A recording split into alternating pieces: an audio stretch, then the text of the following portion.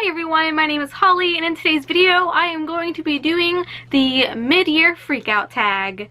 Because apparently mid-year we tend to freak out, us readers. Because this is around the time we realize that, man, we have not read as many books as we should have. Like me. Let's go on Goodreads and see how bad I've been doing. Because let's be honest, I have not been doing that well.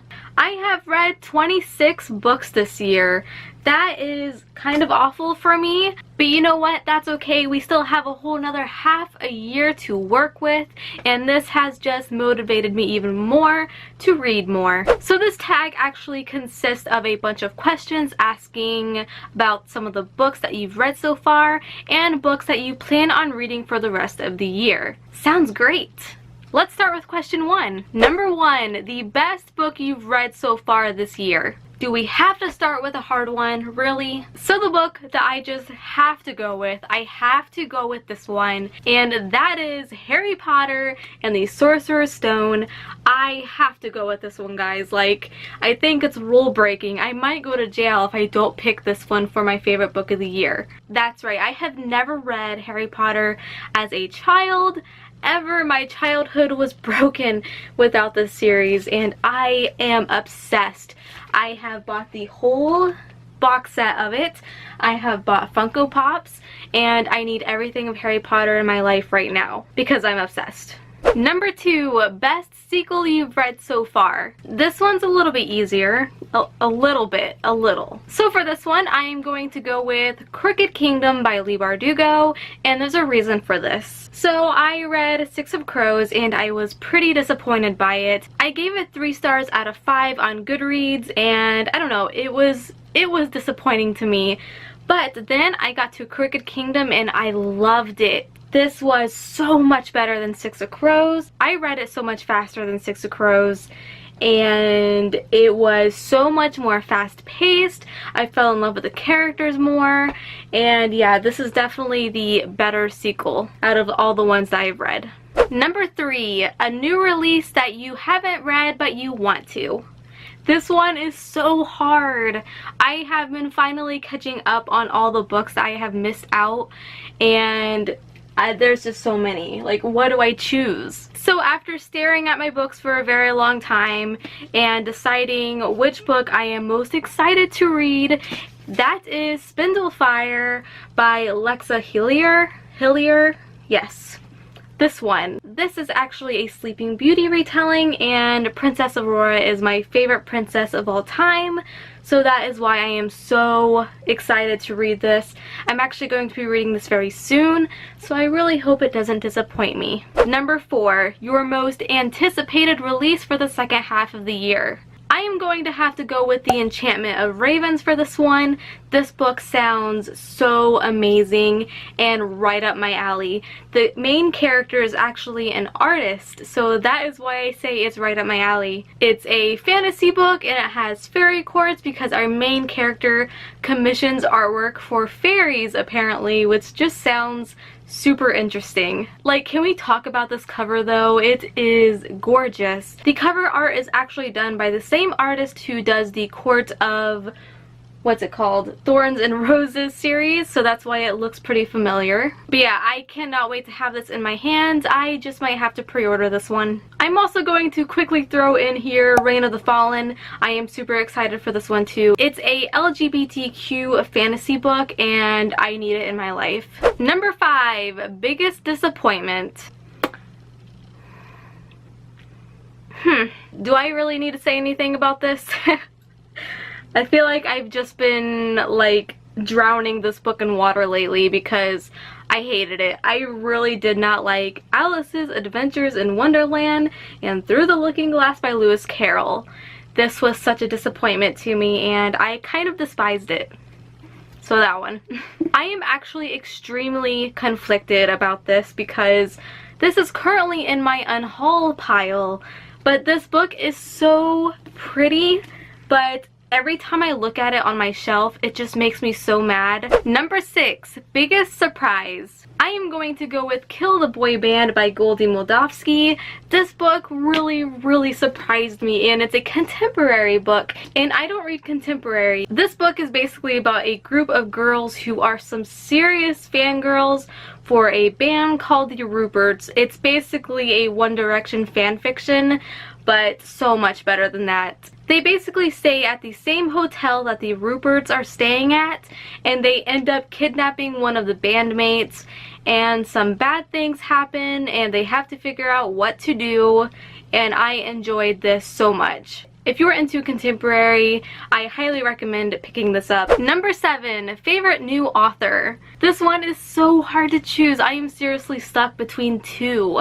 Okay, I'm just gonna have to show both of them because I can't decide which one to pick. So the first one that I'm going with is Melissa Meyer, who wrote Heartless, which is the very first book that I read by Marissa Meyer, and I absolutely loved this book. And this makes me super excited to go on to the Lunar Chronicles, which I haven't read yet. Shh. But yeah, I am super excited to go on to those because I loved this book. Her writing is so amazing, and I flew through this book so fast because her writing is so easy flowing, and it's just great. And here's my Cheatsy Doodles second author, and that is Rae Carson, the author of The Girl of Fire and Thorns. I fell in love with the series immediately, and I just have to read more of Rae Carson. She is actually the author of, what's it called? Where is it at? Oh, Walk on Earth, a Stranger, and I'm so excited to go on to that one because her writing style is amazing, her story and her plots and her characters are awesome. So yeah, I just need to read more. Like, I've been telling myself that, read more, because then I can get to more books, right? I think that's how it works. My hair is just getting messier and messier with every single question. That's lovely. Number 8, new fictional crush. So I am going to have to go with the Darkling for this one because we all know how amazing the Darkling is. He is very sinister and he's very sexy and he's just great. He is just... Number 9, newest favorite character. So for this one, I am easily going to choose Leo from The Lost Hero by Rick Riordan. This is the Heroes of Olympus series, the very first book, and Leo is the most funniest character I have ever read. He is the comic relief in this series. He is so fun, and he is the class clown, and I just adore him to death, and I loved reading about his character. Anytime a chapter came up that mainly involved Leo, I loved every second of it. Number 10, a book that made you cry. I'm actually not a book crier like at all. I might get a little bit teary-eyed, but I don't full-on sob over book characters. I know that sounds really heartless, but that's just not who I am. Unless I just haven't read that book yet that has made me sob. If you guys know of a book that will just make me cry my eyes out, please recommend it to me because I would like to see if it makes me cry. That's a challenge, right? So the closest thing that has made me cry, and I just showed this book, but that was a scene in The Lost Hero. I believe it was in this book, and I can't really say it because it's kind of a spoiler, but it involves my new favorite character, Leo, and it also involves this dragon here. I forget its name. Ugh, don't you hate it when that happens? But yeah, it was like such a tiny little scene, but man, I came close to crying over it. And let's be real here, most of us don't cry when a character dies, but when like a pet or something close to a character dies, we just lose it, right? We lose it so much more. Character dies, a pet dies, oh my god, my world just crashes. Number 11, a book that made you happy. I'm going to go with The Wolf Wilder for this one by Katherine Rundell. This book made me very happy because it ends on a very soft note. And this is a fantasy slash middle grade book about a girl who trains domesticated wolves to be wild again. I really enjoyed this book. It was kind of slow at times, but I think it's still worth the read. And again, this cover is just beautiful.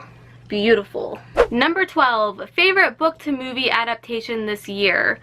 Well, I have actually only seen one book to movie adaptation this year, and that was Miss Peregrine's Home for Peculiar Children, and I hated it. I didn't like it at all. I thought they completely ruined the story, and there was one scene at the very end where it's a techno scene where they're fighting skeletons on a pier with like a Ferris wheel and fair rides, and I thought that was just so dumb, and that wasn't part of the story at all, and I think it ruined that gloomy, dark feeling that this book gives you. And yeah, that's my thoughts on that.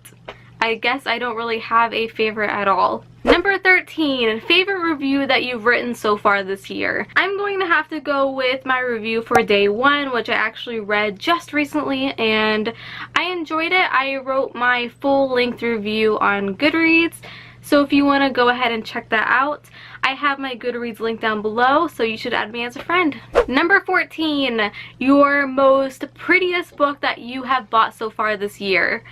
This one's really hard too. These questions are so hard. Ugh, I'm stuck between two.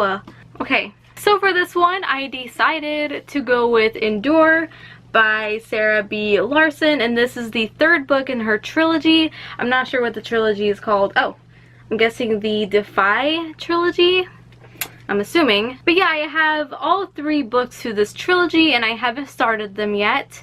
Whoop-de-doo, the story of my life. But I bought them super cheap on Amazon, so I don't feel very guilty about that. But this cover is just so pretty. I love this blue background, and then it has this golden shield and the 2 golden swords and this really pretty rose right in the middle, and also that whole section is super shiny. And then inside we have pink end papers and also a super pretty naked book. And there's a little engraving of the same design right here on the book.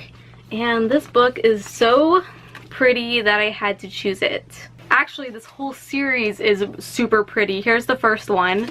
Then we have the second one, which is stunning. And then the one I just showed you. And the spines are super pretty together as well. This book just has all of the right things going for it.